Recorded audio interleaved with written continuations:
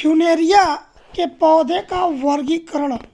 Ostwald टिप्पो के अनुसार Funaria kingdom plantae के अंतर्गत, division bryophyta, class bryopsida, subclass funariidae, order funariales, family funariaceae, genus funaria और species hygrometrica के अंतर्गत आता है। अतः हम लोग फ्यूनेरिया हाइग्रोमेटिका का जीवन चक्र पढ़ेंगे।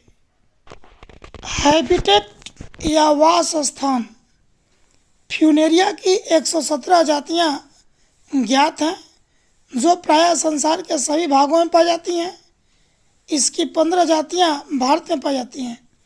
भारत में फ्यूनेरिया हाइग्रोमेटिका सर्वाधिक मात्रा में पाई जाने वाली प्रजाति है और फ्यूनेरिया फेसिकुलेरिस, फ्यूनेरिया ऑब्ट्यूसा, फ्यूनेरिया एटेनुआटा आदि जातियां भी भारत में पाई जाती हैं। ये प्रायः सघन गुच्छों के रूप में पुरानी दीवारों, वृक्षों के तनों, नम भूमि पर हरे रंग के मखमली आवरण के रूप में पाई जाती हैं, लेकिन ये जली हुई भूमि पर ज़्यादा मात्रा में पाई जाती हैं। External morphology of Funaria plant. Funaria पौधे की बाह्य संरचना। फ्यूनेरिया का मुख्य पौधा गैमेटोफिटिक होता है, युग्मकोद्भिद होता है, जो 2 रूपों में मिलता है। पहला, भूमि पर रेंगता हुआ हरा सूत्रमय पुतंतु के रूप में, जिसे प्रोटोनीमा कहते हैं, और दूसरा, पत्तियों के गुच्छों वाला, जिसे गैमेटोफोर कहते हैं। अब हम लोग भूमि पर रेंगता हुआ सूत्रमय पुतंतु या प्रोटोनीमा का अध्ययन करेंगे। प्रोटोनीमा जो होता है, बीजाणु अंकुरण करके प्रोटोनीमा बनता है और रेंगते हुए शाखित सूत्रों की बनी शैवालसम रचना बना लेता है। ये कई शाखाओं में बढ़ जाता है और पुतंतु के सूत्र पट्टयुक्त या सेप्टेट होते हैं। ये कई भागों में बटे हुए दिखाई देते हैं तथा इनमें हरित लौक भी पाए जाते हैं। इनकी कुछ शाखाएं भूमि में प्रवेश करके राइजोइड्स, जड़ की तरह से संरचना बनाती हैं, जिसे मूलाभास या राइजोइड्स कहते हैं, तथा कुछ शाखाओं पर सीधी पत्रवत कलिकाएं बनती हैं। कुछ शाखाओं पर कलिकाएं बनती हैं और कुछ शाखाएं भूमि में राइजोइड्स बनाती हैं। बाद में गैमेटोफोर में विकसित हो जाती हैं। गैमेटोफोर बनने के बाद प्रोटोनीमा समाप्त हो जाता है। पौधे का दूसरा भाग गैमेटोफोर कहलाता है। यह मांस के पौधे का प्रधान रूप है, जो 1 से 3 सेंटीमीटर लंबा होता है। इसमें एक मुख्य अक्ष उपस्थित होता है। यह शाखित होता है और इस पर छोटी छोटी हरी पत्तियां सर्पिल क्रम में लगी रहती हैं। ये पत्तियां अक्ष के अग्रभाग एपेक्स पर बहुत अधिक होती हैं। ये हरे रंग की छोटी अंडाकार और अवृंत मतलब डंठल रहित होती हैं। इनकी संरचना सिंपल होती है। प्रत्येक पत्ती के मध्य में एक स्पष्ट मध्य नाड़ी या मिड रिब होती है, जो जाइलम या फ्लेम की तरह से कार्य करती है। तने के निचले भाग से बहुत सी पतली सूत्र समान, धागे के समान रचनाएं निकलती हैं, जो पौधों को भूमि से साधे रखती हैं और भूमि से जल इत्यादि का अवशोषण करती हैं। इन्हें राइजोइड्स कहते हैं। ये रंगहीन शाखित होती हैं तथा इनमें तिरछे पट्ट ऑब्लिक्यू सेप्टम पाए जाते हैं। पौधे की आंतरिक संरचना। मुख्य अक्ष या मेन एक्सिस, जिसे तना कहते हैं, तने के ऊपर के भाग की अनुप्रस्थ काट ट्रांसवर्स सेक्शन का अवलोकन करने से ज्ञात होता है कि इसमें निम्नलिखित 3 भाग होते हैं। फर्स्ट भाग वाह्य त्वचा या एपिडर्मिस। तने में सबसे बाहर की ओर कोशिकाओं की एक परत वाह्य त्वचा के रूप में, एपिडर्मिस के रूप में होती है। इसमें हरित लौक पाए जाते हैं, परंतु इनमें उपत्वचा क्यूटिकल व स्टोमेटा नहीं पाए जाते, ये एडवांस पौधों में पाए जाते हैं। दूसरा भाग होता है वल्कुट या कॉर्टेक्स। यह मृदुत्व की पेरेन्काइमेटस कोशिकाओं के बहुत से स्तरों का बना होता है और केंद्र की बेलनाकार ऊतक को चारों ओर से घेरे रहता है। तने के नीचे के भाग, जिसे वृद्धि भाग कहते हैं, इसमें वृद्धि होती है, में वल्कुट दो भागों में कॉर्टेक्स विभाजित रहता है। वल्कुट जो बाहर की तरफ होता है, आउटर कॉर्टेक्स होता है, इसमें मोटी भित्ति वाली भूरे रंग की कोशिकाएं होती हैं तथा अंतः वल्कुट इनर कॉर्टेक्स में पतली भित्ति थिन वॉल्ड की कोशिकाएं होती हैं। केंद्र की बेलनाकार ऊतक सेंट्रल सिलेंड्रिकल टिश्यू, यह तने के मध्य में स्थित लंबी पतली भित्ति वाली कोशिकाओं का बना होता है जो जीव द्रव्यहीन होते हैं। यह पौधे के उच्च वर्ग के संवहन ऊतक वैस्कुलर टिश्यू की भांति कार्य करते हैं तथा तने को सहारा भी देते हैं। इनमें दारू या जाइलम तथा पोसवा या फ्लोएम नहीं पाए जाते। पत्ती की अनुप्रस्थ काट का अध्ययन करने पर इसके मध्य नाड़ी को छोड़कर शेष सभी जगह कोशिकाओं की केवल एक परत होती है। ये कोशिकाएं पतली भित्ति वाली होती हैं और इनमें हरित लवक या क्लोरोप्लास्ट पाए जाते हैं। मध्य नाड़ी पर पत्ती मोटी होती है। इसके केंद्र में कोशिकाओं का समूह होता है। इन्हें केंद्रीय स्ट्रैंड या सेंट्रल स्ट्रैंड कहते हैं। यह उच्च वर्ग के पौधों के जाइलम के समान होता है तथा जल के संवहन का कार्य करता है।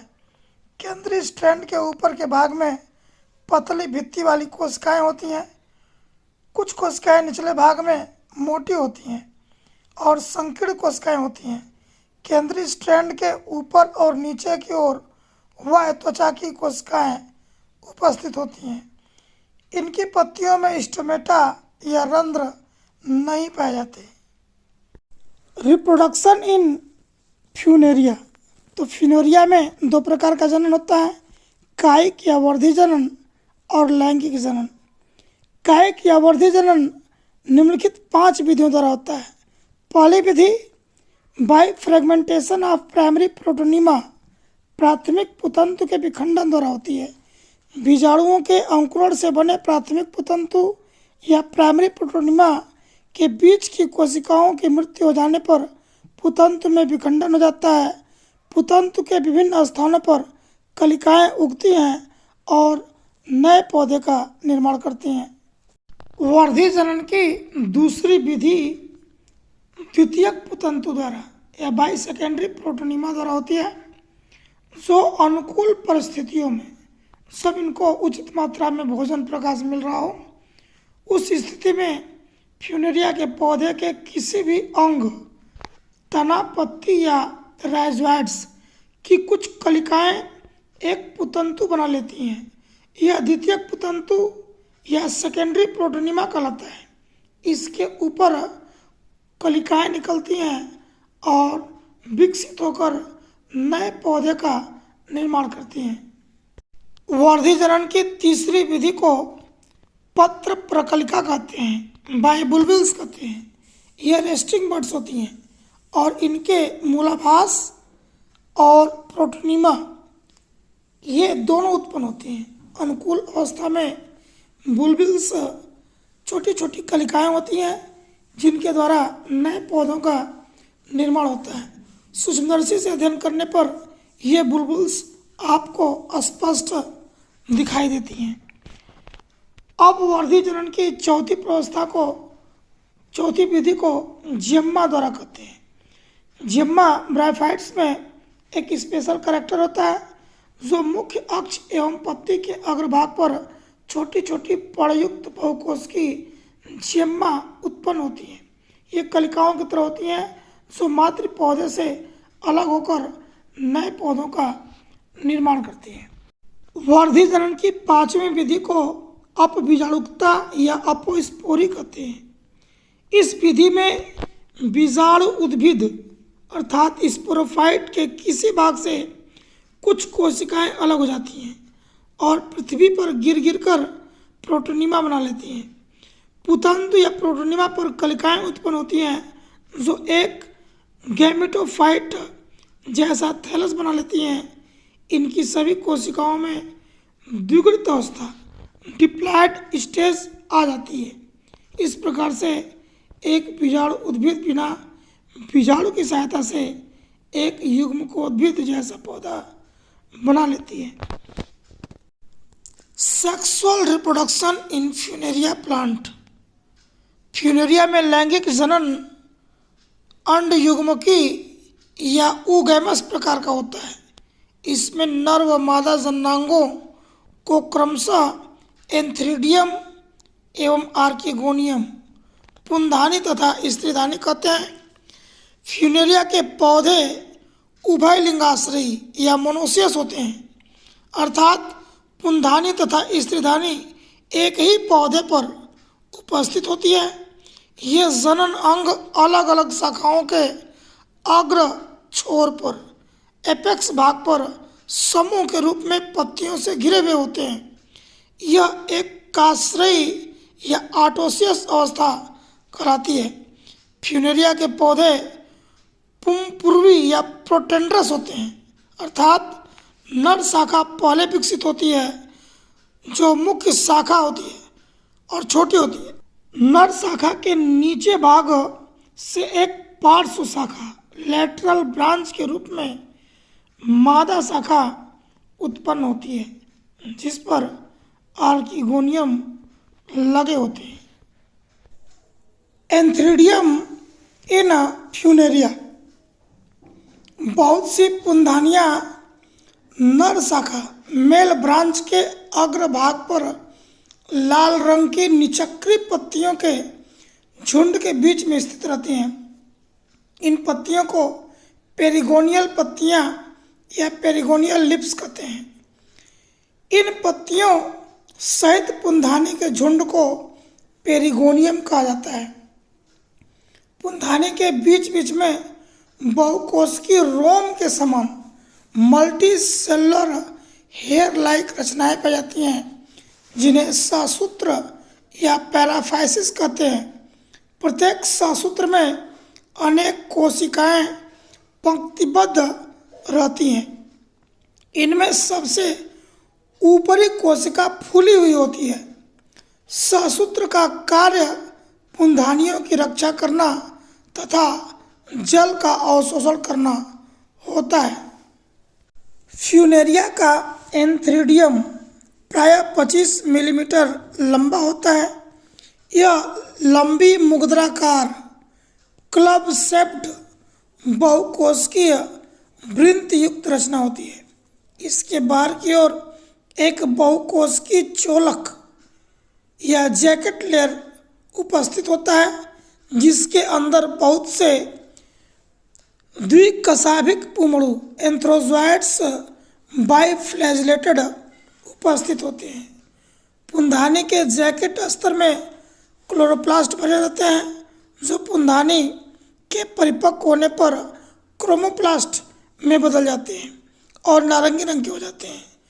पुंधानी के ऊपर दो टोपी कोशिकाएं, दो कैप सेल होती हैं जो जल अवशोषण करने पर टोपी कोशिकाएं एक श्लेष्मिक म्यूसिलेजिनस पदार्थ बना लेती हैं और फूल जाती हैं। पहले इन कोशिकाओं की अंदर वाली भित्ति और बाद में बाहर वाली भित्ति फट जाती है जिससे पुंधानी के अग्रभाग में एक छिद्र बन जाता है तथा पुंधानी पुमड़ू मातृ कोशिकाओं के अंदर आ जाते हैं। प्रत्येक मातृ कोशिका के अंदर एक पुमड़ू विकसित होता है। प्रत्येक पुमड़ू लंबा सर्पिल द्विकशाभिक या बाइफ्लैजिलेटेड होता है। अब पढ़ेंगे स्त्रीधानी या आर्किगोनियम। बहुत सी स्त्रीधानियाँ मादा शाखा फीमेल ब्रांच के अग्रभाग पर निचक्री पत्तियों इनवॉल्क्रल लिप्स के झुंड के बीच में स्थित रहती हैं। ये पत्तियां लाल रंग की नहीं होती। इन पत्तियों को पेरिचिटियल पत्तियां कहते हैं। इन पत्तियों में स्त्रीधानी के समूह को परिलिंगधानी या पेरिचिटियल कहा जाता है। स्त्रीधानी के बीच बीच में बहुकोशिकीय रोम के समान मल्टी सेलुलर हेयर लाइक रचनाएं पाई जाती हैं, जिन्हें सहसूत्र या पैराफाइसिस कहते हैं। प्रत्येक सहसूत्र में अनेक कोशिकाएं पंक्तिबद्ध होती हैं। इनमें ऊपरी कोशिका फूली हुई नहीं होती। सहसूत्र का कार्य स्त्रीधानी की रक्षा करना होता है। प्रत्येक स्त्रीधानी या आर्किगोनियम एक फ्लास्क के समान रचना बनाती है, जिसे 2 भागों में बांटा जा सकता है। पहला भाग ग्रीवा या नेक कहलाता है, जो वृंत के समान संरचना होता है। इसके चारों ओर ग्रीवा कोशिकाओं नेक सेल्स की 6 खड़ी पंक्तियां होती हैं। अंदर 6 से अधिक ग्रीवा नलिका कोशिकाएं, जिसे नेक कैनाल सेल्स कहते हैं, ये उपस्थित होती हैं। ग्रीवा में शीर्ष पर 4 आवरण कोशिकाएं, 4 कवर सेल होती हैं। दूसरा भाग अंडधा या वेंटर कहलाता है। यह नीचे का फूला हुआ भाग होता है। इसमें एक वेंटर कैनाल सेल उपस्थित होती है, जिसमें एक अंडाणु या अंड कोशिका, ओवम या एग सेल उपस्थित होती है। फ्यूनेरिया हाइग्रोमेटिका में निषेचन क्रिया जल की उपस्थिति में होता है। निषेचन के समय ग्रीवा नलिका कोशिकाएं व अंडधा नलिका कोशिकाएं, नेक कैनाल सेल और वेंट्रल कैनाल सेल फूल जाती हैं और एक म्यूसिलेज पदार्थ बनाती हैं, जो जल का अवशोषण करता है, जिससे दबाव पड़ता है और दबाव के कारण आवरण कोशिकाएं, कवर सेल्स एक ओर हट जाती हैं और ग्रीवा खुल जाती है। म्यूसिलेज पदार्थ में कुछ शर्करा पदार्थ होते हैं, जो पुमड़ू को अपनी ओर आकर्षित करते हैं। स्त्रीधानी में बहुत से एंथ्रोजॉइड नेक द्वारा प्रवेश करते हैं, परंतु एक ही पुमड़ू अंड कोशिका से संयोजन करता है, निषेचन करता है और जायगोट बनाता है, जिसे निषिक्तांड या ऊष्पोर कहते हैं।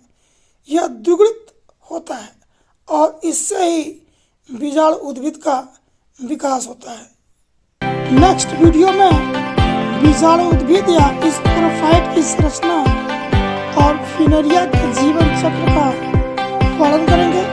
कृपया वीडियो को लाइक करें, चैनल को सब्सक्राइब करें। धन्यवाद।